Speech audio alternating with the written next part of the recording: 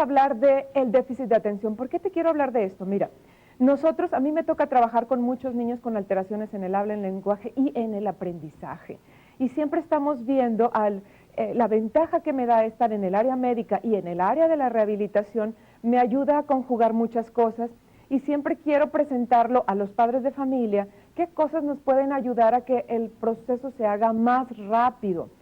Simplemente buscando tecnología y haciendo equipo, el área médica con el área de la rehabilitación, para que tu niño salga más pronto. Habrá pronósticos muy serios, porque hay papás que me dicen, yo quiero que en una sesión también le cambies esto. No, vamos a ver qué tiene el niño, por eso se hace la valoración médica y entonces podemos darte un pronóstico. Y vamos a hablar, tenemos ahí una diapositiva, cuáles son las características de un niño con déficit de atención. Después veremos impulsividad y después veremos hiperactividad. Criterios de inatención, 6 de estos.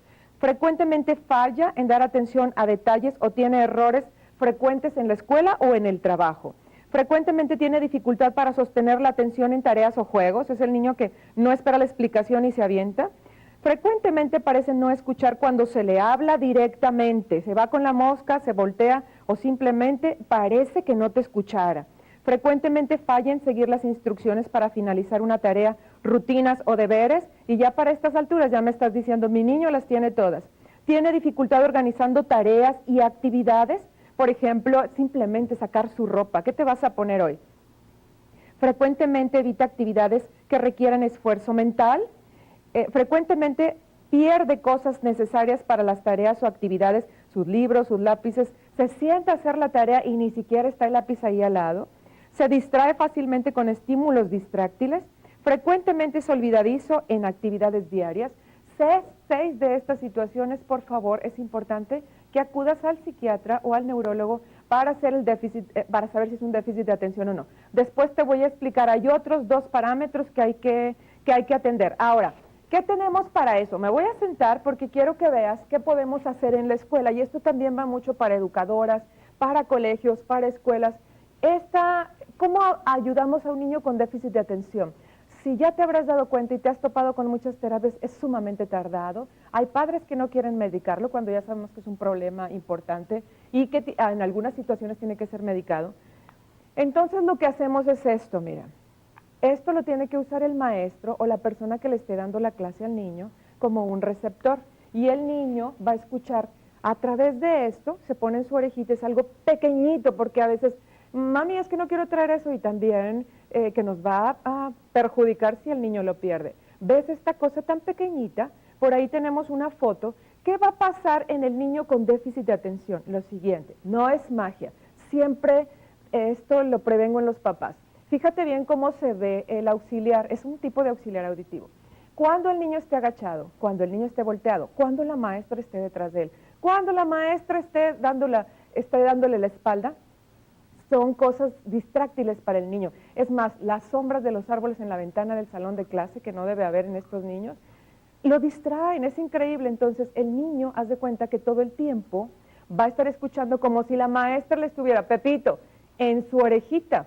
Y eso hace que las terapias que él reciba o la medicación sea más eficiente. Pero, ojo, solo esto no quita el déficit de atención. Eso es algo que quiero que quede muy claro. Es un coadyuvante, como muchas de las cosas que te venden para que tu niño pueda poner atención, independientemente de los medicamentos, es un coadyuvante. Estamos recibiendo, gracias doctor Enrique García Azuara, él es genetista. Muchas gracias por aceptar la invitación. Gracias. Y primero que nada, ¿qué es la genética? ¿Para qué nos sirve? Sí, como no, la genética es una parte de la medicina, es una ciencia que estudia los genes, las enfermedades hereditarias, los cromosomas y todos los cambios que va dando el ser humano evolutivamente, ¿no? Entonces nos sirve para muchas cosas. Primero, para saber de dónde vienen varias cosas que quizá no sean lo que toda la gente tenga, saber qué posibilidad hay de que se logre un tratamiento efectivo, para saber qué posibilidad hay de que se repita en la familia, para ver si hay posibilidad de que se incremente o no el problema en la familia, en la siguiente generación.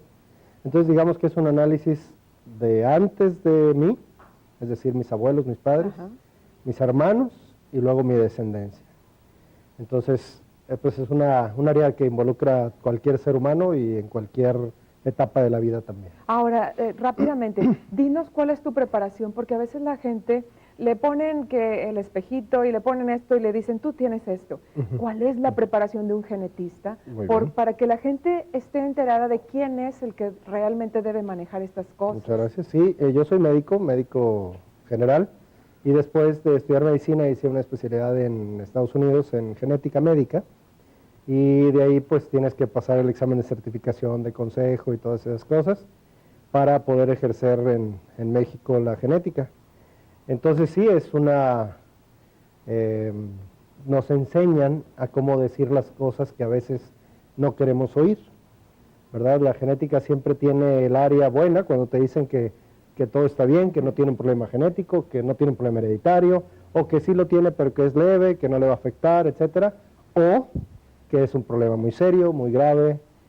Y como buenos latinos, siempre pensamos que el genetista te va a decir lo peor y lo más malo, claro, y lo que no quiero oír, y por eso me da miedo ir. ¿Para qué nos sirve la genética? Por ejemplo, ¿en qué casos aplica que yo a mi niño, o a la familia en este caso, como nos estás diciendo, tenga que ir al genetista? ¿En qué caso lo necesito? ¿Cuándo debo ir? ¿Cuándo debo acudir? Claro que sí. Bueno, pues aquí aplican muchas áreas, ¿verdad? Por ejemplo, si yo soy una mujer que he perdido muchos bebés, en mis embarazos no se logran, debo ir al genetista. Si tengo historia familiar de algún problema hereditario o de alguna malformación, tengo que ir al genetista. Si estoy embarazada y me dijeron que hay algún problema en el bebé o algo no se ve bien, es bueno ir al genetista. Cuando está embarazada la mamá, ¿se pueden hacer estudios de genética en el bebé, en el feto? Claro que sí, ¿Sí? Claro que sí. O si ya nació mi hijo y tiene alguna malformación, o yo sospecho que algo no está bien, las mamás sienten que algo no está bien, entonces pueden ir. O ya cuando definitivamente hay algún problema en el desarrollo del bebé o del niño o del hombre o de la mujer, hay que ir a un genetista. Pero sí hay muchas causas genéticas que hacen que no se pueda lograr un embarazo o que no se pueda embarazar la mujer. Algunas sí las cubren los programas de fertilidad, pero la mayoría no. Entonces sí es bueno hacer un tratamiento o un estudio, no nada más a la mujer, sino también al papá o al esposo. Si el papá o los papás tienen alguna duda, si ellos cargan con alguna antecedente, ¿como cuáles, doctor? Sí, a veces, bueno, hay muchos muy simples, por ejemplo, ser familiares, ser primos hermanos, ser primos segundos, tío, sobrina, eso es relativamente común, y pues eso puede generar alguna posibilidad mayor de tener un hijo con alguna enfermedad. ¿Y si es común que se den estas uniones? Sí, claro, sí las vemos. Claro, y fíjate, es algo también que pues yo, te lo decían las abuelas y demás, pero es algo que yo creo que el ginecólogo en este caso, como bien mencionas, pues a lo mejor ni va a preguntar si hay un parentesco, ¿no?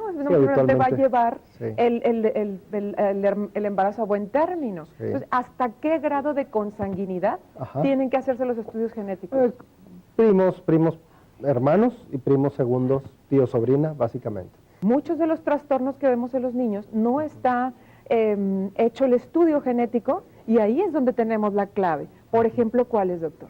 Pues, por ejemplo, hay niños que tienen déficit de atención, que tienen como lo estábamos mencionando, que tienen autismo, pero no es el autismo puro, sino son rasgos autistas. Así es. Y ese es un signo que te da el niño, pero a veces tienen un síndrome que se llame tal, que es lo que les está haciendo que tengan ese autismo. Entonces, por más que trates el autismo, pues no necesariamente vas a llegar a una mejoría real, porque hay algo que está en todo su cuerpo, no nada más en su cerebro. Sí, como decimos, estamos viendo el arbolito, pero no vemos el bosque, y en este caso, al hacer el diagnóstico del síndrome, podemos tener una mejor respuesta en los tratamientos del niño. Definitivamente, y la misma genética que abarca muchas áreas de la medicina.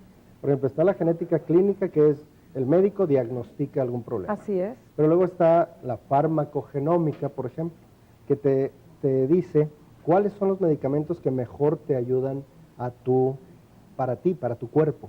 ¿Y eso lo hacen ustedes? Sí. Pero eso no tenemos que tener ningún trastorno genético, o sea, podemos hacerlo simplemente claro porque quiero saber de mi salud. Claro que sí. Pero, por ejemplo, tenemos casos muy bonitos, que son niños que tienen un problema cualquiera, el que usted quiera, que no se comporta, que déficit de atención, que el otro, que le dan medicina y no funciona, o peor aún, se pone más mal, se pone peor con la medicina. Entonces le hacemos una prueba genética al niño y el niño, la prueba genética nos dice, este es el medicamento idóneo para su genética. Y entonces le das ese medicamento y ves que sí le funciona para lo que tú querías. Y ahí sí notas un cambio a la dosis correcta. Y eso es muy interesante. Entonces la misma genética te va abriendo la puerta al niño, porque hace 10, 15 años decías, tiene esto y ya, y hay que hacerle estas terapias, y caías en lo mismo de siempre. Pero ahora, la misma genómica te va abriendo puertas que antes estaban cerradas, y eso precisamente es lo que hacía, o lo que hace todavía, que muchos médicos no se apoyen en el genetista, porque dicen, ¿para qué quiero que me digan qué tiene? Si de todos modos lo va a tratar igual que siempre, lo cual no estoy de acuerdo, porque en muchas ocasiones el saber que tiene te abre otras puertas. Por supuesto, ¿verdad? A mí que me toca también la rehabilitación, el saber que tiene, exactamente, haces una guía de su tratamiento. Ahora, doctor, esto que me dices es muy interesante porque desgraciadamente la ignorancia incluso de nosotros los médicos es más. Y el papá se queda sin la intención o le cierran las puertas cuando ni siquiera ha visto al genetista. Eso es algo que probablemente debería ser un protocolo para todos los niños con este tipo de trastornos. Estoy de acuerdo, de hecho está dentro del protocolo, más no siempre se lleva a cabo. ¿Cuáles son aquí en Monterrey, que es la comunidad que te toca revisar, doctor, síndromes más comunes que pasan desapercibidos o lo que más diagnosticas tú?